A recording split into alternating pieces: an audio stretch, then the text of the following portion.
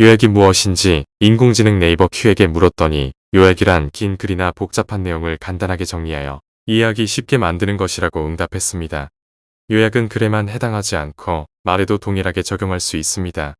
책이나 논문, 기사 등의 내용을 요약하면 해당 내용의 주요 주제나 핵심 내용을 빠르게 파악할 수 있습니다. 더 나아가 자신만의 생각이나 의견을 추가하여 새로운 아이디어를 창출할 수도 있습니다.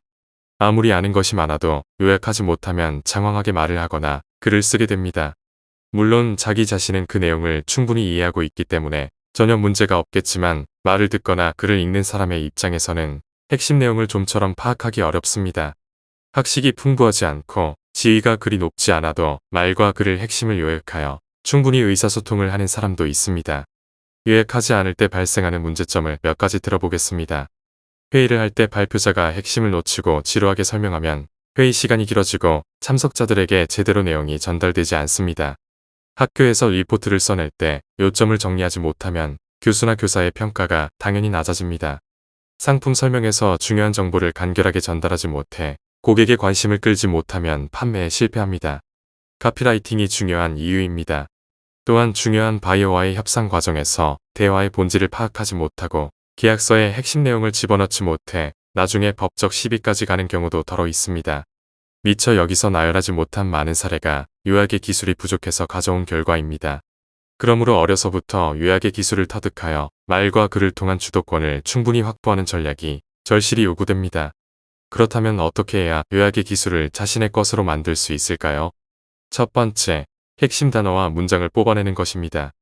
요약의 첫걸음은 텍스트나 대화에서 가장 중요한 요소를 식별하는 능력을 키우는 것입니다. 예를 들어 긴 글을 읽을 때 각 문단의 첫 문장과 마지막 문장을 주목하면서 핵심 단어를 메모하는 습관을 들입니다. 이는 글의 구조를 파악하고 주요 정보를 추려내는 데 큰 도움이 됩니다. 두 번째, 주제 문장 작성의 습관화입니다.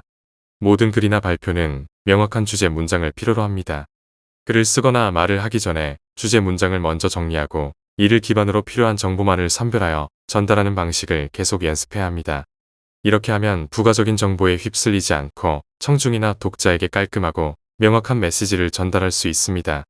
지금은 정보가 부족한 것이 아니라 너무 많아서 문제입니다. 세 번째, 다른 사람의 글이나 발표의 요약을 연습하는 겁니다.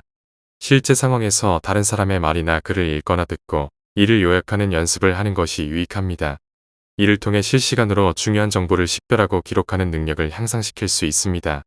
예를 들어 뉴스 기사나 강의를 듣고 나서 그 내용을 새 문장으로 요약해보는 방식입니다. 이런 연습은 정보의 핵심을 빠르게 파악하고 이를 간결하게 전달하는 데 큰 도움이 됩니다. 네 번째, 요즘 유행하는 챗GPT의 도움을 얻는 방법입니다.